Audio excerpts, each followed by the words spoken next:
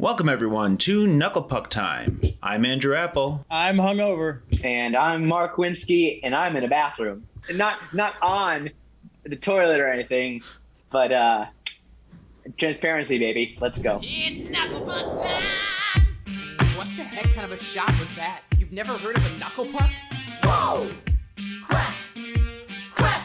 It's Knuckle Puck time! This week, Mighty Ducks, Game Changers, Episode 6, Spirit of the Ducks. I know it's called Spirit of the Ducks, but for the rest of the episode, I will be referring to it as the episode that was written specifically for us, specifically for the fans of the original Mighty Ducks, specifically for the people who understood what a cake eater was all the way back in 1992, even if they weren't from Minnesota.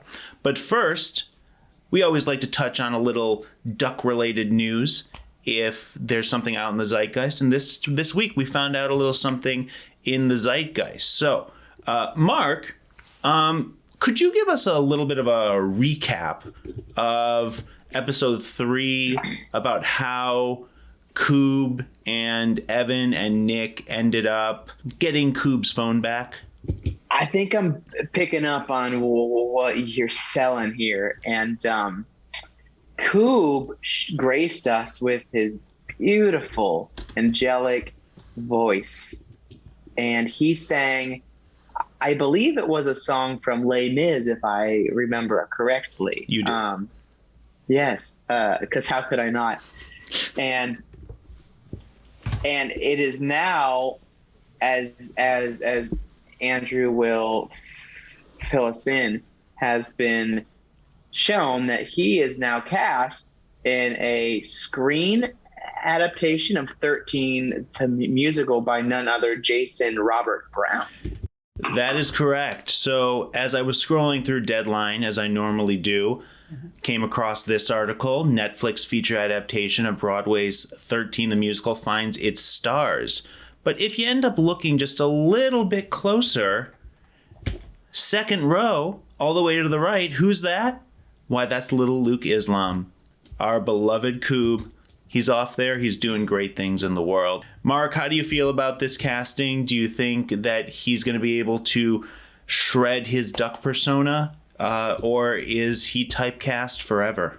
Yeah, no, he's an adorable kid, and he's got charisma, and his comic chops are there, and his voice is beautiful. So I'm excited to see it and see him. Hungover David, any thoughts on this before we jump into the actual episode? I'm delighted by it. Anytime that people bring me joy and then you see them succeed, that's how the world is supposed to work. Big thumb up. Coob is delightful. All right. Well, as we find out more about that, we'll be sure to talk about it. But right now, let's jump into the episode. And, you know, guys, I don't even have a full recap this week because there's only two main points we need to talk about, like we talked about at the end of last week. Improv the recap. Yeah, I think Andrew should improv the recap. Oh, Improv is that's a great fun. idea. That's a great idea. I think I'll put it in the comments to improv recap. All right, let's improv a recap just for you guys. This is the episode that you've been waiting for. This is the episode that's bringing back the original Mighty Ducks and sparking that last bit of joy that we needed in Gordon Bombay so that he would pick up the mantle of coach once again. The current round of Ducks, well, they're having a gala. That gala is called the Spirit of the Ducks. Right now, the Spirit of the Ducks, what is it? It's win, win, win, win, win. And for that reason, they seem to think that Gordon Bombay does not represent what the Ducks currently are. So they're giving all the love to Coach T. Meanwhile, some of the original Ducks, they came back into town for it, which led to the reunion that we have been waiting for since the beginning of this show. Guy, Connie, Kenny, Fulton, and Averman, and of course, the original cake eater, Adam Banks, all joined Gordon Bombay for a slice of pie. And when they realize just how far he had fallen, well, then the Ducks decide that as Gordon Bombay once lifted them up, they were going to lift him up. That's all I got. That was solid. impressive. The B story is about whether Evan wants to go back to the Ducks or not, and what kind of people they all are, and who he wants to be. Yeah, I mean, we knew though going in he like wasn't gonna do it. So Yeah, and the show would be over. That'd be weird. yeah, right. That'd be hilarious. Just be like, That would be the best series finale popular. Back, all right. Gordon Bombay decides he becomes himself again, and he's gonna be a coach again, and he's re-energized and excited. And Evan's like, "Yeah, I'm going back to the Ducks. They're better." And the rest of the team's like, "Well, then we quit." So Gordon's just like, "Oh, I guess I just won't coach then." All right, that would have been an amazing Aristocrats level series finale. The Aristocrats. But I actually do have a note here where I said, oh, thank God Evan did the right thing. And I have to give it up to the writers of the show because they played it up appropriately. And like, yes, obviously we knew deep down that Evan wasn't going to go to the Ducks. And if he did in some like weird Disney twist, it would last for like one episode at most. So when we saw Evan do the right thing, I was able to breathe a sigh of relief that I didn't know if I was going to get to breathe because Coach T in this episode, I got to give it to him. I don't know if he's a great actor, but I do know that he can play this objective very well. He's an impressive Agreed. recruiter. The vibe I kept getting from him is interviews with John Calipari, where you can seem like a bit of a douche, and people can know that you are a bit of a douche. But despite all of this, you still manage to be charismatic and empathetic and have this kind of continuous wheel where even rejection just becomes, yeah, so you're thinking about it. Like, it's just this spin where you want to be on his side because somehow his side just comes across as your side as well. I thought it was great. Yeah, Coach T plays that low IQ character that somehow makes the intelligence level somewhat adorable at times when he's taking photos with his life-size cutout and says, "Oh, excuse me, these are just for me and my cutout. I died. Yeah, he was very funny in this episode. He is a meat stick. Like, he is a world-class meat stick in the sense that he seems to have no comprehension of anything other than hockey, which itself is winning, which itself is the kind of the complete lack of any morality or philosophy other than the win. I mean, you never believe for a moment when he's talking to Evan that he would be inviting Evan back onto the team if he had not lost two quality players already. And it's purely strategic, and anything he says to Evan, you can't trust it at all.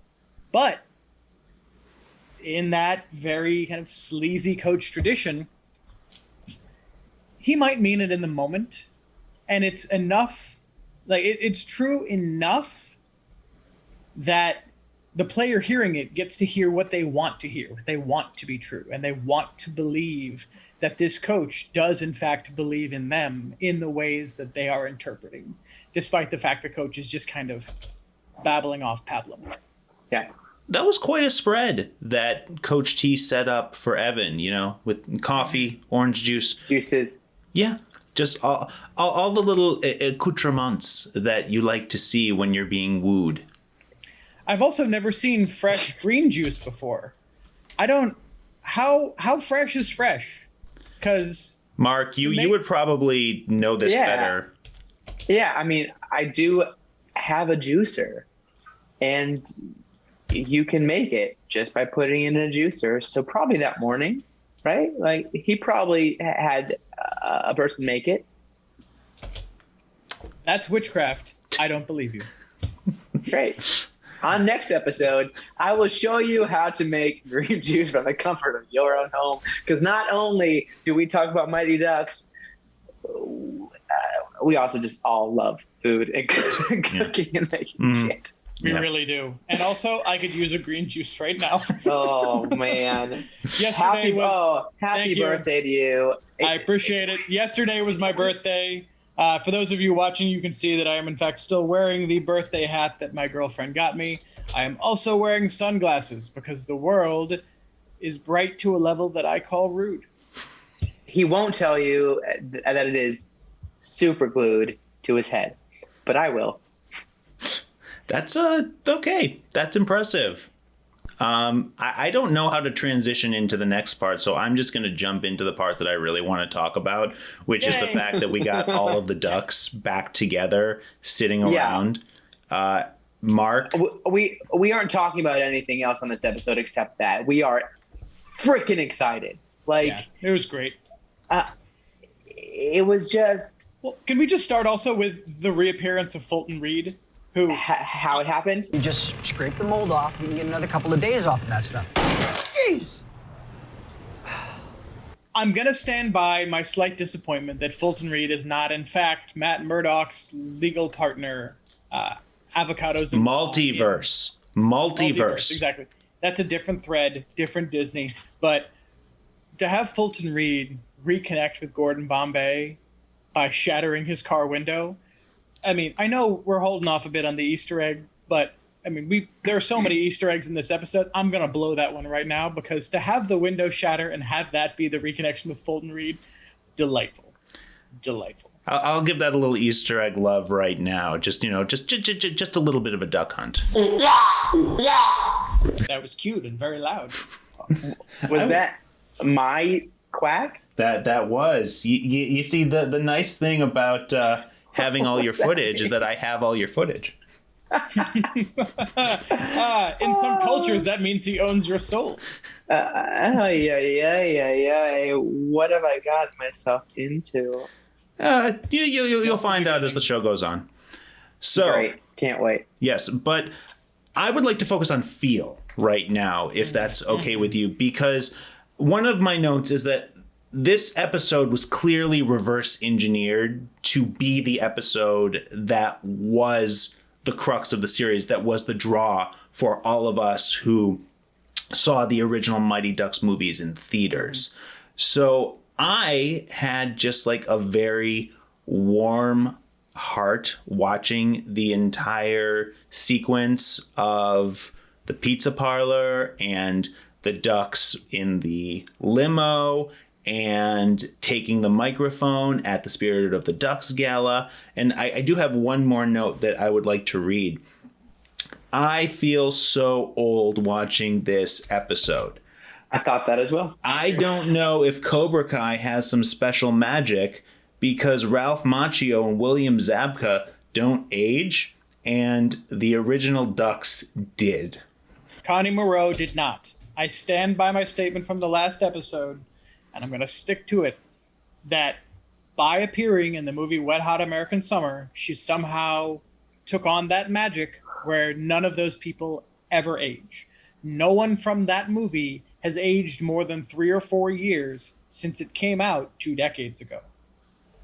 She has not aged. Guy, barely recognizable as Guy. Still a handsome dude, but barely recognizable. Fulton is an adult. Aberman is an adult. Kenny Wu could have been a different actor.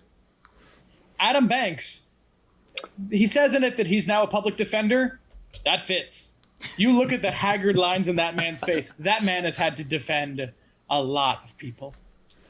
That man has spent a lot of time banging his head against a wall, hoping that a judge won't be terrible. Yeah. Can I say that just quickly, when I saw these ducks back, it made me think of something I randomly thought of last week. I just last week put 2 to 2 together that that Benny the Jet Rodriguez was also Luis from Mighty Ducks. Even though we talked about it, even though you gave me the question, who would win in a battle? Sorry, so we had a whole discussion about which characters would win, specifically phrased, hey, this guy or this guy, you know, and you just missed it? I just thought, play the sound, Andrew. I'm ready. All right. Yeah.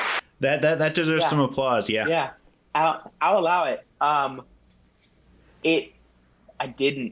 had no idea. I honestly thought that you were just describing two incredible 90s nostalgia athletes and comparing them like that old show that was called Deadliest Warrior. Remember that show? Yes. This was like Attila the Hun versus Genghis Khan. Oh, yeah, that show. Ninjas versus pirates. Yeah. But anyway, I was like, oh, yeah, that's the same actor. And so applause to me. What cued you in? Did you watch one of those movies, or did you just wake up in the middle of the night once you got to Florida and go, oh, my God, it's the same man? I'm pretty sure it was like that. I saw something, and I saw a video of a scene from The Sandlot, and was just like, oh, it all makes sense. And so I'm just glad to be alive, and was sad to not see him at that table. Also, speaking of not seeing people, he has not been an actor since 1997. I know. Want to know how I know? Because you told me that about 5 episodes ago when we talked about it. Correct. Also, how they happened to say that Charlie Conway wasn't there, it felt like a pity excuse to me. I don't know. Like, you had to address it. You had to. Sure. I personally, and again, hungover, but I personally couldn't think of a better way to explain why Charlie, the original captain of the Ducks, the person who rounded up and effectively called off the not good players to create D2, who then went on to be the team captain for D3. Like, Charlie was the heart of the Ducks. It was Charlie and Gordon. So for him not to be there, you had to have a very clear reason. Yeah. And yeah, you're right. Gordon's not showing up for us. Why should we show up for him? I mean, I can completely understand why something called the Spirit of the Ducks, a 25-year anniversary, which it's also kind of charming to me that they said 25 years when the original Mighty Ducks came out more than 25 years ago. Yes. Yeah. In 1992. So doing quick math, that would be almost at 30 years. Yes. Yeah. So let's just play with time. That's fine. It's COVID. But if I'm Charlie, I completely would imagine, the beginning of the Ducks was Gordon Bombay. They weren't even called the Ducks until Bombay got them that Duckworth law firm sponsorship, and then called on favors from his friends to create the logo and turn them into the Ducks. So of course, the Spirit of the Ducks is going to be all about Gordon Bombay. So why would you show up to cheer on your old coach when your old coach doesn't show up for you anymore? If he's putting everything in the past, why shouldn't I? I thought it was decent. I thought it was decent. And it made for some great dialogue right there. I mean, the look on Bombay's face. I know at the beginning of this episode we said there weren't a lot of really great Bombay moments, despite the fact that there was good character growth. But the look on Emilio's face when Fulton Reed said what Charlie said, and he looked back and said, Charlie said that? I mean, just the deep shock and personal hurt. It's really good acting. And I think that was a catalyst for everything that followed. So I do want to counter something that you just said, because I don't think there were necessarily a lot of good Bombay plot points, but this one was full of great Bombay reactions. Like you mentioned, the reaction of when he first saw Fulton Like just the shift that you saw in him from the angry guy who just had his window broken, with the moment that Alex saw Gordon Bombay right before he went to meet with the Ducks. We had obviously the moment you just said at the pizza parlor. We had the moment where Gordon Bombay was all of us when the limo drove right onto the ice. That was great. Yes, and then, of course, we had the big moment at the end where we heard the words we've been waiting to hear. Oh, you skipped one. When Adam Banks is calling out the Ducks, and Bombay just laughs. Before I left the Hawks and became a Duck, I kind of sucked as a human. Well, I would have fit right in here, though. Anyway. That was my favorite Bombay moment of the whole thing. Just the open laugh at all of the Ducks franchise. That was great. You're right. I did not mention that. But I have to give a lot of love, though, to the actors that did come back. And you're always going to deal with the issue that when you're dealing with kids, kid actors do not always remain, and in fact, often do not become adult actors. So there is something very special about the fact that they were able to get such a group back together and gave us all those little moments where, like, seeing Kenny Wu figure skate, like, let's get into it. Let's go straight into the Easter egg. Let's go into it. All right. Right into the duck hunt. All right, David, I'm going to throw it to you first. What do you got? I mean, there are a bunch of them. I already mentioned the shattered window, which was just, I thought that was a delightful way to reconnect, though. The way the window shattered was weird. It was, but don't care. Made it better. Made the editing easy. Loved that reconnection. I loved that Connie Moreau, who is now a Minnesota state senator, props, she called out Gordon saying, saying, what's it going to take to get you to hang out with us? Another criminal court order? Because Gordon had to be their coach because he got arrested for DUI in the first Mighty Ducks movie. That's how he became their coach. He was ordered by the court to do community service. I loved that.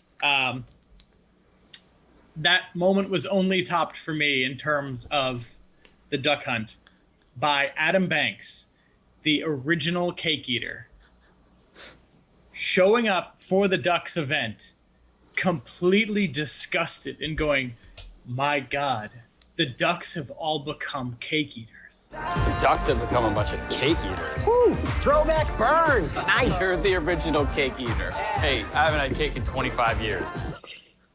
I freaking love that. And just the disdain on that man's face. I love that so much. Yeah, I so many great moments. That was a great moment, cake eaters. Another great duck hunt moment was when Kenny Wu did not take hockey sticks, but he took 2 breadsticks, threw them on the ground, went breadsticks, shirt, and started punching. I think it was breadsticks, right? gut, shirt. Gut, shirt, yeah. Because the original was stick, gloves, shirt, and they weren't wearing gloves. Right. Yeah. But breadsticks, gut, shirt, delightful. Loved it. Loved a bunch of comments about ducks fly together. Loved that. So many moments. We already talked about when that limousine drove on the ice. That was great. And Averman was driving it because, I mean, we all knew. Averman said, "Oh, I take a limo to work every day." I mean, come on, we knew. Which got me excited because I was like, "Oh, they're gonna bring in a limo and drive it on the ice eventually." Of course. In the scene. Also, just following up on Averman, Matt Doherty, right? How do you say his name? Do we know? Doherty? Doherty, right? Yeah. Matt Doherty. Good actor. He came in just like, I'm like, oh, you're just that guy. And that's really hard to do with a script like this, a cheesy script, and being just a truthful dude from Minnesota. Like, that's hard to do. Mm-hmm. We saw it when some of our other also good actors were given these lines and being like, how am I gonna deliver this? And Averman did it very well. I personally loved, my favorite Averman moment in this is him seeing the photo of him with the fro and just going right back into the old Averman, checking out the fro, look at the fro, where my fro's at, and just breaking it out. And then Bombay looking at him going, so you still talk like that? And he was like, no, I just knew how much you liked it. We remember things very differently. It was a great moment. It was great. But yeah.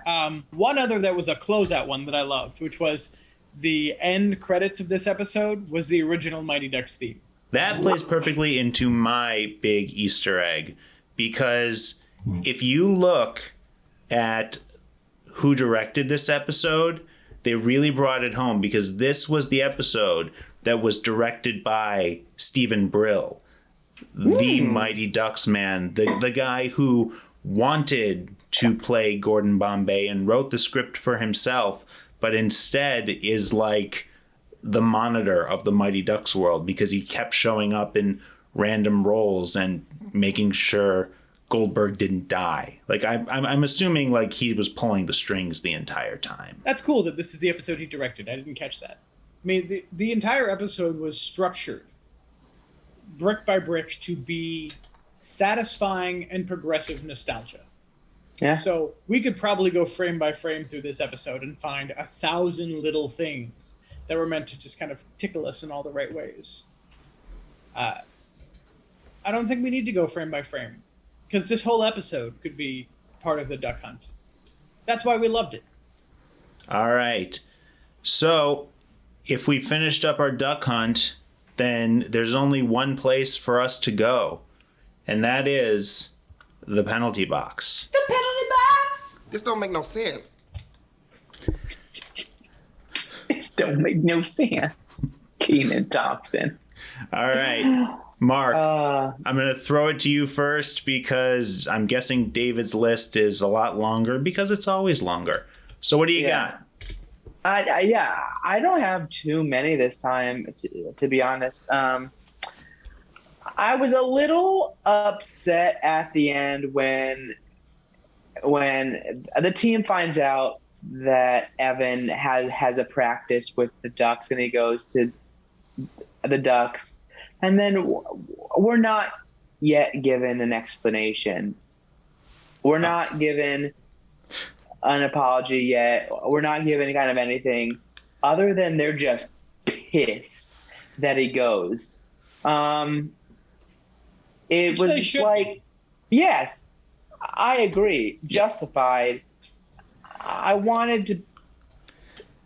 think I just wanted the apology there, and I didn't get it yet. So that's actually something that we've talked about quite a bit on this show, and that's they have turned this into a TV show, because if this were a movie, you're right, this would have ended on a happy note and we would have left with warm, fuzzy feelings, but it's not. They needed to set up the next episode. And let's be honest here. I mean, we knew deep down that when we saw someone recording Evan doing the triple deke at the Ducks practice, that the next logical story plot would be that the Don't Bothers find out and they lose their minds.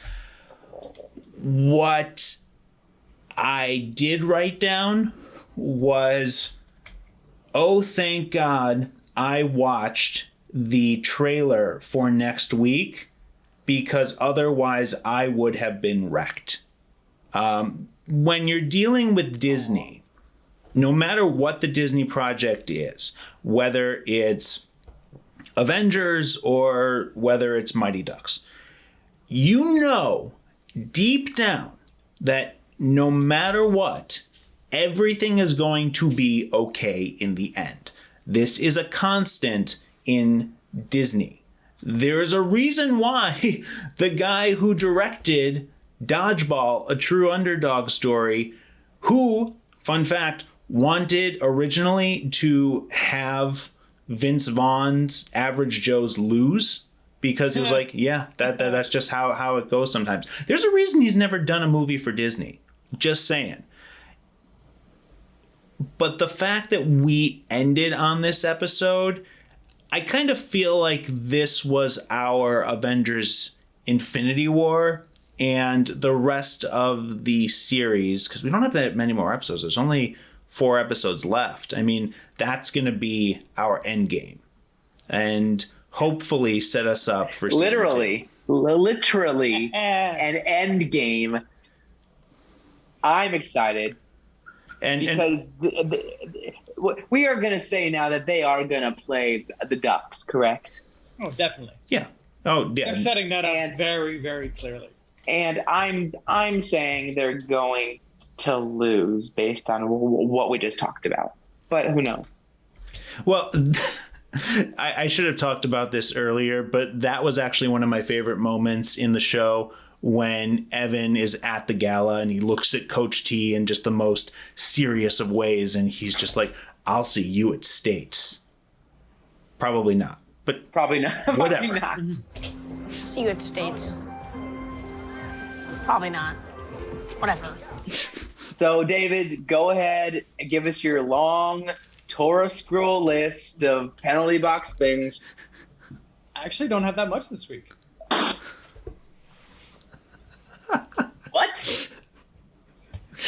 You said Torah scroll. Yeah.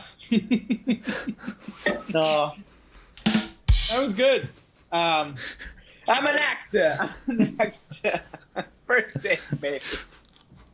Anyway, there were a couple things that frankly surprised me, like the fact that in the Twin Cities slice, they're drinking beer. I'm not used to seeing people drink in any capacity in Disney. That was surprising. I mean, they're adults. I get that they're adults. I get that. It's Disney. I just didn't expect it. Sure. The main penalty box thing that I had. Why do we find out what every single former Duck does now except Kenny Wu? What does Kenny Wu do? They never talk about. They literally go around the table, and then just don't fucking ask Kenny Wu. Sorry. Like they just don't ask him. They don't. They give him the moment later of showing that he's still an amazing figure skater. Yeah, right? Yeah. But he's clearly not a figure skating coach, because that man's about 80 pounds heavier than he was the last time we saw him. It doesn't matter. He's a coach. We'll go for it. Hopeful, maybe. Yeah. Sure. That would be great. Or just throwing this out there, because it's a possibility, maybe there's a reason that we didn't find out what Kenny Wu is doing. Maybe that's going to come up again later. I don't know. I am hopeful with some of the ways that they introduced various elements during the final scrimmage between the Don't Bothers and the Ducks of this episode, that we're going to start seeing more of these original Ducks popping up one at a time, two at a time, to start mentoring the kids individually. When Lauren looks at Connie Moreau and says, Lauren, "You're my hero," it's Lauren, right? Yeah. But yeah. Okay, yeah. When she says, "You're my hero," yeah, that's a setup for her to learn how to fight that way. I am still expecting her and Mallory to become the new Bash sisters. Oh, guys, we have 2 new characters from the Czech Republic with the team. By the way, that was an amazing, just quick one-line drop from Nick, which has become one of my favorite things in the show. That, as Andrew has mentioned previously, there are laws around how much time child actors can actually be on set, blah, blah, blah. And so, but still, every episode we have one or two truly great lines from Nick. And this time, there are two kids who just showed up wanting to join the team from the Czech Republic. And Nick just turns around and goes, I have the perfect nickname. They're the Checkmates. I paused the episode. And then he explained the joke. And then he explains the joke, which is the best. That's the best. Part. Checkmates. Like chess? Because they're from Czech? Whatever, it's gold. The follow is just so good. I like that so much. But I just want an episode of Nick's greatest moments. After a couple of seasons, I could see that being up there with like the John Mulaney bit about how he could watch an entire episode of Ice-T learning what people were saying, figuring out being Are like, you supposed to tell? Are you telling me he likes to dingle little girls? Are you telling me that he? Yeah, just that kind of running list of just like, like when someone eats too much chocolate chip, or someone buys too many scratchy lotto tickets. Like, I feel like if you could do a whole episode of Ice-T doing that, which support of John Mulaney, I would watch that. I would absolutely watch that. That'd be fabulous. I would absolutely watch an entire episode of just Nick one-liners. I want to see no how sitcoms. Last thing, and this just brings me joy in general. This episode, David mentioned it too. Like this episode truly just brought me joy. Like seeing these characters back together, so great. Something that would also bring me joy is if the show did an episodic kind of a directorial view when they show an episode from a specific character's point of view. You want to Rosham on it? And it's just Nick. I would so enjoy that. Yeah, it's just Nick's point of view the entire episode. I do love the 30 Rock episode that did that, where you get to see how each character actually sees the world, and Kenan sees everyone as Muppets. Yeah, the best one is It's Always Sunny in Philadelphia. Being with Frank? Frank episode. The Being John Malkovich parody. If y'all listening have not seen that episode, go watch it. Yeah, we're venturing out of the Disney world now, though. Wait, hold on. We are. It's Always Sunny is on FXX. Is that not now owned by Disney? It is, yes.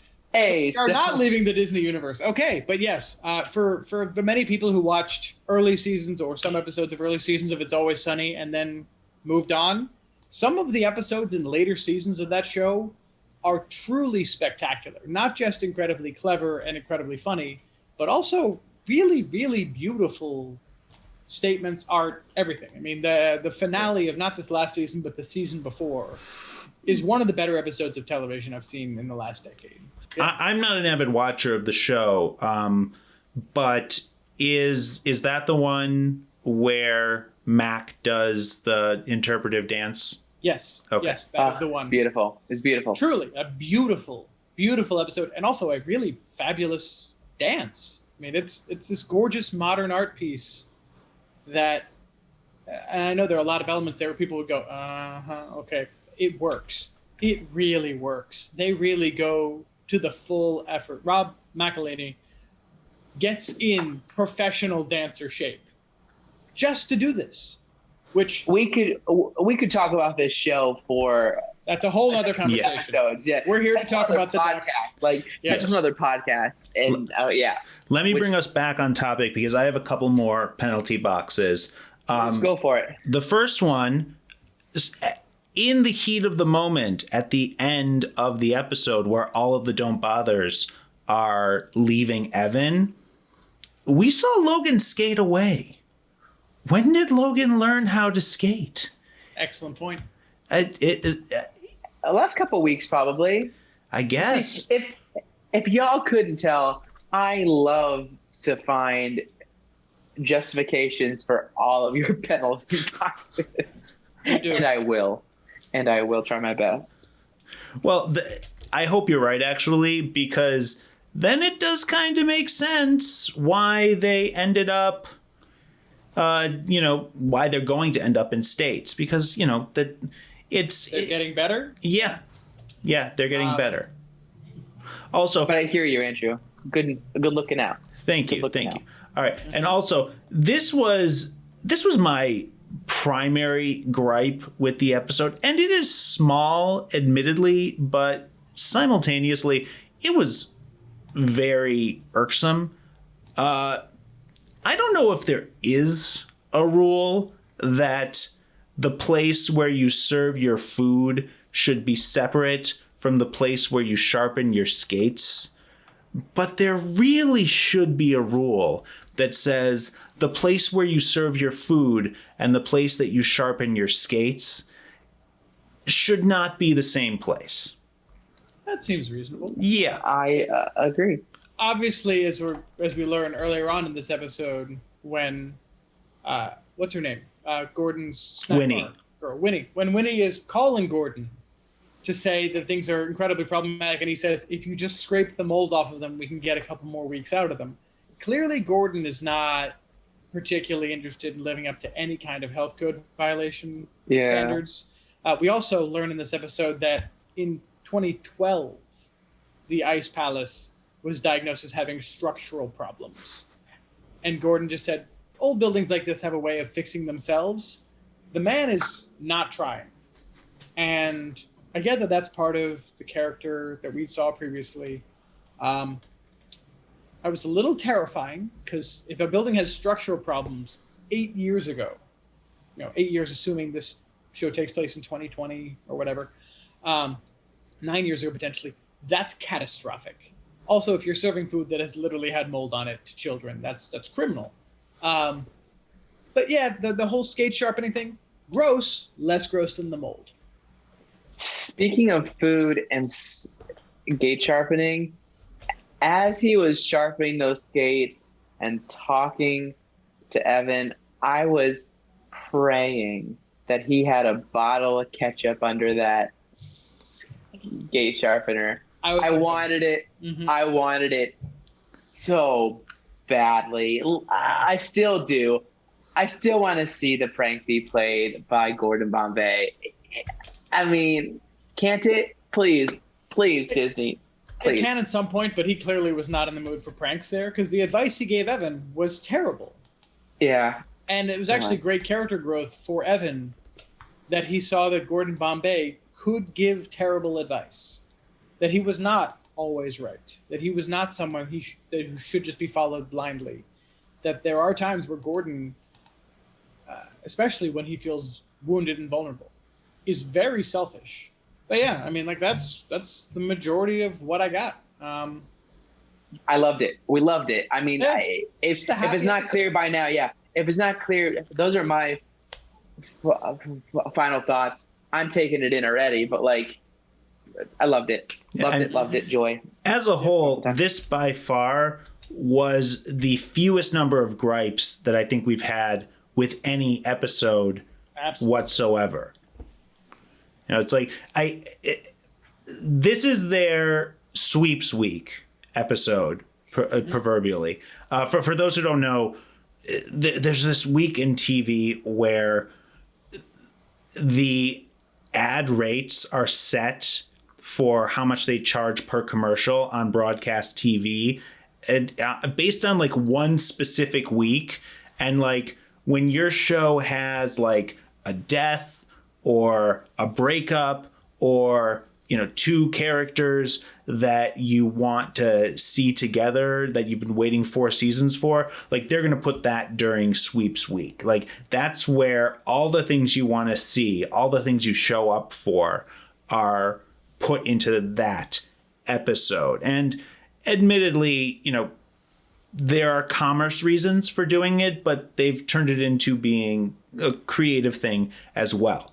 This creatively was that episode. This was the episode where if this did not work, like if they could not get back the right group of ducks with the right charm and create the right catch-up story for them, this series fails.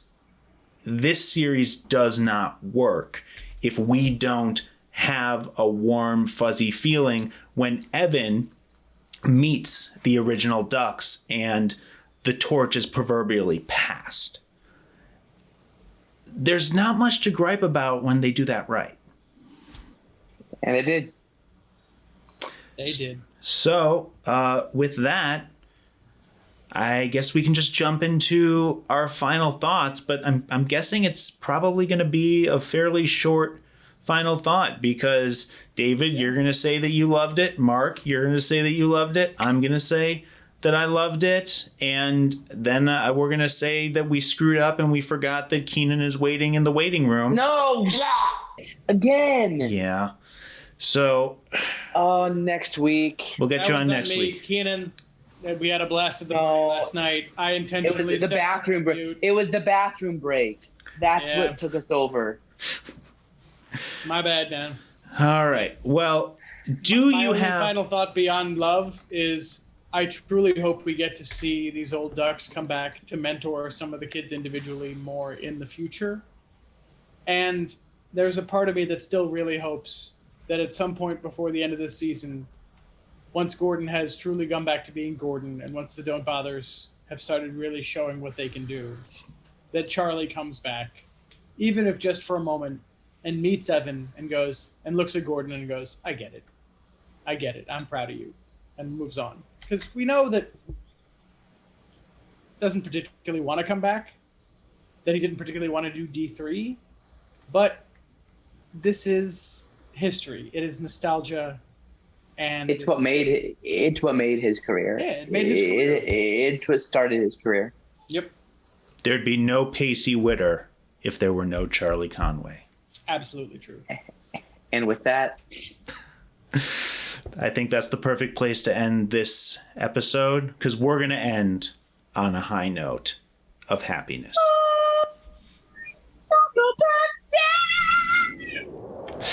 I have been Andrew.